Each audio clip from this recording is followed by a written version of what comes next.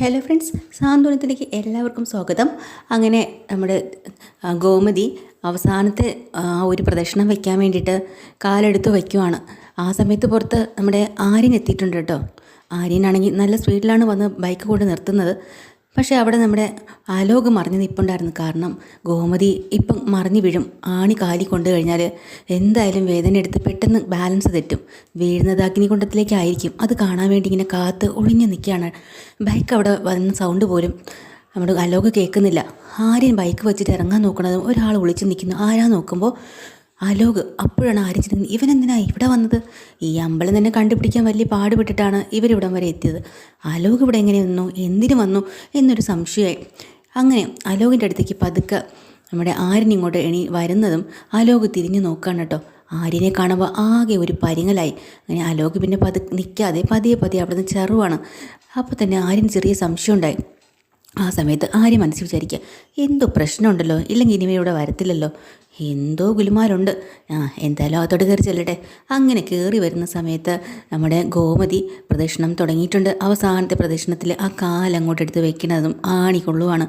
ആണി കാലി കൊണ്ടും ഗോമതി അയ്യോ ഒന്ന് നിലവിളിച്ച് ഒന്ന് തല കറങ്ങി അങ്ങോട്ട് വീഴാൻ പോവാട്ടോ. ആ അഗ്നികുണ്ഡത്തിലേക്ക് തന്നെയാണ് ചരിയുന്നത്. ആ സമയത്ത് ഇവരെല്ലാവരും പേടിച്ച് നിലവിളിക്കുകയാണ്. അപ്പോൾ ആര്യൻ അങ്ങോട്ട് വന്ന സമയമല്ലേ, ബാക്കി ആർക്കും അവിടെ നിന്ന് എണീക്കാൻ പോലും പറ്റില്ല. പൂജ തുടങ്ങി കഴിഞ്ഞാൽ അവിടെ നിന്ന് എണീക്കരുതെന്ന് സ്വാമി പോയിട്ട് പറഞ്ഞതുകൊണ്ട്. അപ്പോൾ ആര്യൻ ഓടി വന്ന് അമ്മയെ പിടിക്കുകയാണ്, അമ്മയെന്നും പറഞ്ഞുകൊണ്ട്. അങ്ങനെ ഗോമതി അതിനകത്ത് വീഴാതെ രക്ഷപ്പെടുവാണ്. ബാക്കി ബാലനും എല്ലാവരും കൂടെ അവിടെ ബാലനകത്ത് ദേവിക്ക് കുടത്തിൽ വെള്ളമെടുത്ത് ഇങ്ങനെ ധാരയായി ഒഴിക്കുകയാണല്ലോ. ഈ വിളി കേട്ടുകൊണ്ട് നമ്മുടെ ബാലനും ഓടി ഇങ്ങോട്ട് വരുവാണ്. അയ്യോ എന്ത് പറ്റി ഗോമതി, നിനക്ക് എന്താ പറ്റിയത്? എനിക്ക് കാല് വയ്യ. അപ്പോഴാണ് കാലിൽ ആണി കൊണ്ട കാര്യം മനസ്സിലാവുന്നുണ്ടോ. കാരണം കാല് അനക്കാൻ പറ്റുന്നില്ല. പെട്ടെന്ന് തന്നെ നമ്മുടെ ആര്യൻ കുനിഞ്ഞ് ആ കാല് നോക്കുമ്പോൾ ആണി കുത്തി കയറിയിട്ടുണ്ട്. ആണിക്കകത്തുനിന്ന് കാല് വലിച്ചിങ്ങോട്ട് മാറ്റണം. എന്നിട്ട് ആണി പതുക്കെ ആര്യൻ കയ്യിലെടുക്കുകയാണ് കേട്ടോ. ആര്യൻ എന്തോ ഒരു സംശയം തോന്നി, അത് എന്നെ പോക്കറ്റിലേക്ക് ഇടുവാണ്. അത് കഴിഞ്ഞിട്ട് അമ്മയെ അവിടെ നിന്നുകൊണ്ട് തന്നെ പറയുന്നത്, മതിയമ്മേ, ഇനിയിപ്പോൾ ഇത് മുന്നോട്ട് കൊണ്ടുപോകാൻ പറ്റില്ല, അമ്മയ്ക്ക് ഒരടി നടക്കാൻ കഴിയില്ല. ഇല്ല, ഇനി നിങ്ങളാരും എന്നെ അങ്ങനെ പറഞ്ഞ് നിർബന്ധിക്കരുത്. എത്ര വേദന സഹിച്ചിട്ടാണെങ്കിലും ഈ ഒരു പൂജ ഇത് ഞാൻ കംപ്ലീറ്റ് ആക്കും, അല്ലാതെ ഞാൻ ഇവിടുന്ന് പോവില്ല. നമ്മളെ കുടുംബത്തിലെ ദോഷം മാറാൻ വേണ്ടിയിട്ട് ഇതൊക്കെ ഞാൻ ചെയ്തല്ലേ പറ്റൂ. അങ്ങനെ ചെയ്യുന്ന സമയത്ത് ദേവിയുടെ പരീക്ഷണങ്ങൾ ഒരുപാടുണ്ടാവും. അതിലൊന്നായിട്ടേ ഞാൻ കണക്കാക്കുന്നുള്ളൂ. പക്ഷേ ഞാനിത് പൂർത്തിയാക്കാതെ ഞാൻ വരില്ല എന്ന് പറയാം. അവസാനം മീനാക്ഷിയും അവിടെ ഇരുന്ന് ആകാശും ധർമ്മനൊക്കെ, അയ്യോ ചേച്ചിക്കിനി നടക്കാൻ പറ്റില്ല, രക്തം ഒഴുകിക്കൊണ്ടിരിക്കുമല്ലേ ചേച്ചി, വേണ്ട.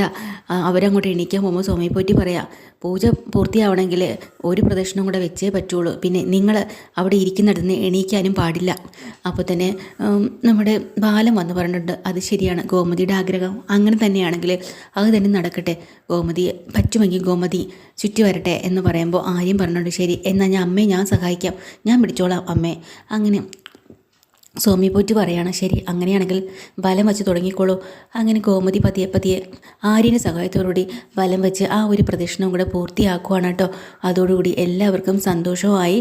സോമി പോറ്റി പറയുന്നുണ്ട്, ഈ ഒരു നേർച്ച അല്ലെങ്കിൽ ഈ ഒരു വഴിപാട് നിങ്ങൾ ചെയ്തത്, ഈ പൂജ അഗ്നിപൂജ ചെയ്തത് നിങ്ങളുടെ കുടുംബത്തിന് ദോഷങ്ങളെല്ലാം മാറും. വളരെ നന്നായിട്ട് അത് അവസാനിച്ചിട്ടുമുണ്ട്. ഒരിക്കലും പ്രതീക്ഷിച്ചില്ല ഗോമതി ഇത് പൂർത്തിയാക്കും എന്നുള്ളത്. എന്നാലും പോറ്റിക്ക് നല്ല സന്തോഷമാവും കേട്ടോ. അങ്ങനെ ഗോമതിയെ പിടിച്ച് മാറ്റിയിരുത്തി വിശ്രമിപ്പിക്കുകയാണ്. വിശ്രമിക്കുന്ന സമയത്ത് ഗോമതിയുടെ കാലിലേക്ക് ഇതിനിടയ്ക്ക് നമ്മൾ ആദ്യം പെട്ടെന്ന് തന്നെ പോക്കറ്റിൽ നിന്ന് കർച്ചീഫ് എടുത്ത് ഇറുക്കി കെട്ടി കൊടുത്തിട്ടുണ്ടായിരുന്നല്ലേ, ആണി എടുക്കുന്ന സമയത്ത് ബ്ലഡൊന്നും പോവാതിരിക്കുക. അതെല്ലാം മാറ്റി ഒന്നുകൂടെ നല്ല കെട്ടൊക്കെ കെട്ടി വിശ്രമിക്കാനായിട്ട് മാറിയിരിക്കുകയാണ്.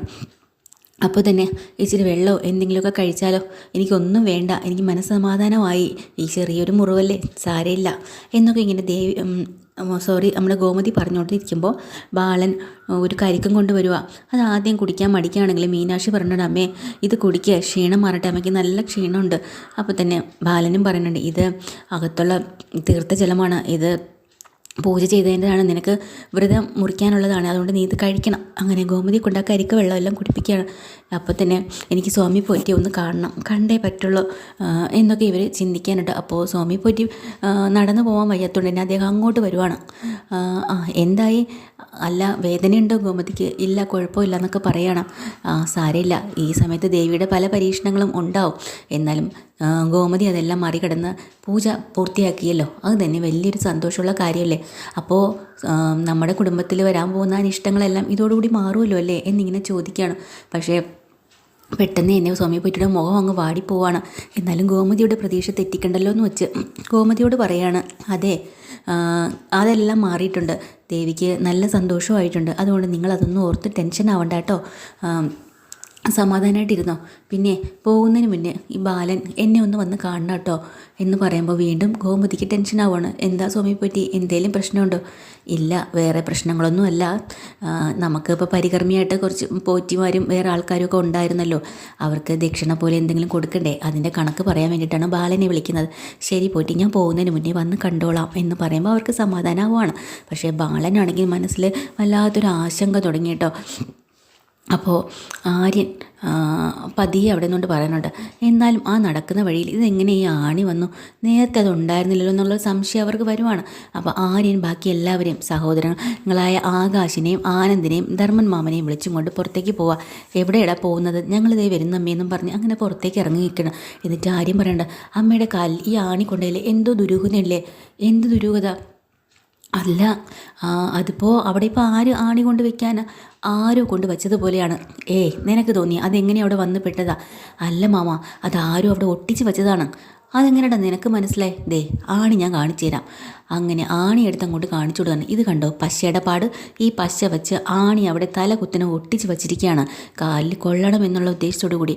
അതുമാത്രമല്ല, ഇത് ഉറപ്പായിട്ടും മനഃപൂർവ്വം കരുതി കൂട്ടി ചെയ്തതാണെന്ന് എനിക്കറിയാം. അതെങ്ങനെ ആര്യ നിനക്കറിയുന്നത്? ഇവിടെ ആരാ നമുക്ക് ശത്രുക്കളായിട്ട്? ഞാൻ വരുന്ന വഴിക്ക് ഇവിടെ ഒരുത്തൻ മറിഞ്ഞു നിൽപ്പുണ്ടായിരുന്നു, ആ അലോക്. അലോകോ?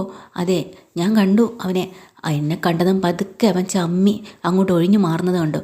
അങ്ങനെ അലോക് ഇവിടെ വരുന്നെങ്കിൽ ഇത്രയും ദൂരം താണ്ടി ഈ ഒരു പൂജാ സമയത്ത് ഇവിടം വരെ എത്തി നമ്മളെ ദ്രോഹിക്കാൻ അവൻ നോക്കുന്നുണ്ടെങ്കിൽ ഈ അമ്പലത്തിൽ അവന് പരിചയമുള്ളതോ അവനുമായി ബന്ധപ്പെട്ട ആരെങ്കിലും കാണുമല്ലോ, അവരുടെ സ്വാധീനത്തിലായിരിക്കുമല്ലോ ഇങ്ങനെ സംഭവിച്ചത്. അത് ശരിയാണല്ലോ. അതിപ്പോൾ ആരാന്ന് പറഞ്ഞ് കണ്ടുപിടിക്കാനാ? എത്രയോ പേരുണ്ട് ഇതിൽ. ആരാ അലോകിൻ്റെ കൂട്ട് അല്ലെങ്കിൽ അലോകിനെ സഹായിച്ചത് എന്ന് നമ്മൾ എങ്ങനെ കണ്ടുപിടിക്കും? അപ്പോഴാണ് ആര്യം പറയുന്നത്, അതെ നമ്മളിപ്പോൾ എന്തായാലും ഇതിപ്പോൾ പൂജ പൂർണ്ണമായി നടക്കരുതെന്നുള്ള ഉദ്ദേശം കൊണ്ടാണല്ലോ ചെയ്തത്. പക്ഷേ ഇതെല്ലാം നടന്നു. അത് കഴിഞ്ഞ് നമ്മളിപ്പോൾ കൂടെ ആലോചിക്കുകയും ചെയ്യുന്നുണ്ട്. ആണി നമ്മുടെ കയ്യിൽ കിട്ടിയിട്ടുണ്ട്, തെളിവ് സഹിതം. അപ്പോൾ ഇത് ചെയ്ത ആൾക്കാർ എന്തായാലും നമ്മളെ നിരീക്ഷിച്ചു കൊണ്ടായിരിക്കും ഇരിക്കുന്നത്. നമ്മൾ എന്ത് പറയുന്നു, എങ്ങോട്ട് പോകുന്നു എന്നൊക്കെ നമുക്ക് ചുറ്റും ഒന്ന് നോക്കിക്കഴിഞ്ഞാൽ നമ്മളെ നിരീക്ഷിക്കുന്ന ആളെ നമുക്ക് കണ്ടു കിട്ടുമല്ലോ. മാമ ഒന്ന് നോക്ക്. അങ്ങനെ എല്ലാവരും ഒന്ന് ചുറ്റും നോക്കുകയാണ്. ധർമ്മം പതുക്കെ ഇങ്ങോട്ടൊന്ന് നോക്കണം, നമ്മൾ ആരെങ്കിലും നിരീക്ഷിക്കുന്നു. അപ്പോഴാണ് ഇയാൾ അവിടെ കാണുന്ന കേട്ടോ, ഈ അച്യുതൻ്റെ കൂട്ടുകാരനില്ലേ, അയാൾ പെട്ടെന്ന് ധർമ്മനെ കാണുമ്പോൾ പേടിച്ച് പറിച്ച് ഭഗവതിയെ തൊഴുമ്പോലെയൊക്കെ കാണിക്കണം. അപ്പം തന്നെ ധർമ്മനൊരു സംശയം തോന്നുന്നുണ്ട്. ബാക്കി എല്ലാവരും കൂടെ വിളിച്ചിട്ട് പറയാതെ അവനാണോ എന്നൊരു സംശയം ഉണ്ട് കേട്ടോ. മിക്കവാറും അവൻ തന്നെയായിരിക്കും. അവൻ്റെ കള്ള ലക്ഷണം കണ്ടോ, നമ്മളെ ശ്രദ്ധിക്കുന്ന കണ്ടില്ലേ, അങ്ങനെ അവനെ വിട്ടാൽ പറ്റില്ലല്ലോ എന്നും പറഞ്ഞുകൊണ്ട് ഇവർ പുറകെ പോവാണ്. അയാൾ അവിടുന്ന് ഓടി ജീവനും കൊണ്ട് രക്ഷപ്പെടാൻ പോവാണ് കേട്ടോ. അവിടുന്ന് ഇറങ്ങി ഓടാ ഓട്ടം. പക്ഷേ ഇവർ വിടുമോ? അങ്ങനെ ആകാശമാണ് ആദ്യം ചേർത്ത് നിർത്തണം കേട്ടോ. ഓടി വഴിയിൽ വെച്ചിട്ട് അങ്ങനെ അയാൾ, അയ്യോ എന്നെ ഒന്നും ചെയ്യല്ലേ, ഞാൻ ഒരു തെറ്റും ചെയ്തിട്ടില്ലേ. അങ്ങനെ എല്ലാവരുടെ കൂട്ടത്തോടെ വന്നിട്ടുണ്ട്. പറയടാ, സത്യം പറയടാ, നീ എന്ത് പരിപാടിയാണ് ഇവിടെ കാണിച്ചത്? നിനക്കും നിനക്ക് എന്താ ഇവിടെ? അലോകിൻ്റെ കാര്യം അപ്പോൾ പറയുന്നില്ല കേട്ടോ. അപ്പോൾ നീ അല്ലടെ ഈ ആണി ഇവിടെ കൊണ്ടുവച്ചതെന്നൊക്കെ പറയും. അയ്യോ ഞാനൊരു തെറ്റും ചെയ്തിട്ടില്ല, എന്നോട് അവൻ പറഞ്ഞിട്ടാണ് ഞാൻ ചെയ്തതെന്ന് പറയാം. അവനോ? ഏവൻ? അലോകെ. അപ്പോൾ ഞാൻ പറഞ്ഞത് സത്യമായില്ലേ എന്ന് ആര്യം പറയാനുണ്ട്. അലോകോ? അതെ, അലോക പറഞ്ഞത് ഇങ്ങനെ ഒരു സംഭവം ചെയ്യാനും അപ്പോൾ നിങ്ങളുടെ അമ്മയെ അതിനകത്തോട്ട് തള്ളിയിടണമെന്നും പ്രശ്നം ഉണ്ടാക്കണമെന്നും ഇതിൽ ഞാൻ വേണ്ടാന്ന് 100 വട്ടം പറഞ്ഞതാ. ഇത് പാപമാണെന്ന് എന്നെക്കൊണ്ട് കുറച്ച് പൈസയൊക്കെ തന്ന് ഭീഷണിപ്പെടുത്തിയാണ് ഇതൊക്കെ ചെയ്യിച്ചത്. അത് ശരി, അപ്പോൾ നീയും കൂടെ കൂട്ടാണല്ലേ? ദേവി ഇതിനൊന്നും ചെയ്യല്ലേ, കള്ളത്തരത്തിന് കൂട്ടി നിന്നിട്ട് നിന്നൊന്നും ചെയ്യല്ലേന്നോ? ഇടിയോട് ഇടി കൊടുക്കുന്നുണ്ടോ? ഇവനെ പോലീസിനെ പിടിച്ച് ഏൽപ്പിക്കണമെന്ന് ബാക്കി എല്ലാവരും പറയുമ്പോൾ ആര്യം പറയുന്നുണ്ട്, പോലീസിൻ്റെ കൈ കിട്ടുന്നതിന് മുന്നേ നമുക്ക് പണ്ട് കൊടുക്കണ്ടേ, നമ്മുടെ അമ്മയുടെ തന്നെ ഈ ദ്രോഹം ചെയ്തത്. അങ്ങനെ ഇവരെല്ലാവരും കൂടെ നല്ല ഇടി പറ്റിക്കുന്നുണ്ട് കേട്ടോ. അയാൾക്ക് ഇടിച്ച് അവശയായി പോവാണ്. അവസാനം ഇവരെല്ലാം മതി ഇനി അയാളെ ഒന്നും ചെയ്യണ്ട, അല്ലെങ്കിൽ തന്നെ ഇവനെ ചെയ്തിട്ട് എന്താ കാര്യം? ലോകിനോട്ട് വേണം കുറച്ച് കൊടുക്കാനായിട്ട്.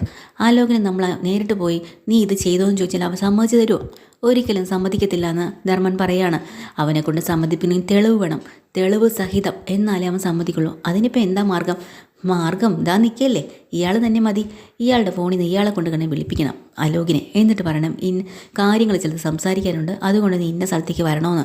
അപ്പോൾ ഇയാൾ പറഞ്ഞാൽ അലോക് എന്തായാലും അവിടെ വരുമല്ലോ, അവിടെ വെച്ച് നമുക്ക് അവനെ പിടിക്കാം, അതാണ് നല്ലത് എന്നിങ്ങനെ ധർമ്മനും ആകാശവും ആനന്ദമൊക്കെ ഇങ്ങനെ ആരനോട് സംസാരിക്കാൻ കേട്ടോ. അപ്പോൾ ഇയാളോട് പറയാം, വിളിയടാ, നീ ഇവിടെ നിന്നും കൊണ്ട് അലോകിനെ ഫോണിൽ വിളിക്കുന്ന പറയാം. അയ്യോ വേണ്ട, എന്നെ നിർബന്ധിക്കരുത്, ഞാൻ പൊക്കോട്ടെ. നീ പൊക്കോട്ടെ എന്നാ, നീ ഒരു തെറ്റും ചെയ്തില്ലെന്ന് നിനക്കങ്ങ് നിർച്ചാരം പോലെ പറയാൻ പറ്റുമോ? ഒരു ജീവനാണ് നീ ഇല്ലാതാക്കാൻ ശ്രമിച്ചത്, കൂട്ടുനിന്നത്. ആ ദുഷ്ടൻ്റെ കൂടെ ചേർന്ന് നിന്നെ ഞങ്ങൾ വെറുതെ വിടില്ല. പിന്നെ നീയൊക്കെ നശിപ്പിക്കാൻ നോക്കി ആരെന്നറിയാം? എൻ്റെ സ്വന്തം അമ്മയാണ്. അമ്മയ്ക്കെതിരെ ഒരു കാൽ വിരൽ അനയ്ക്കാൻ നിന്നെയൊക്കെ ഞാൻ വെറുതെ വിടുന്നാണോ? ആരിൻ്റെ ദേഷ്യം അങ്ങോട്ട് തീരണയില്ല കേട്ടോ.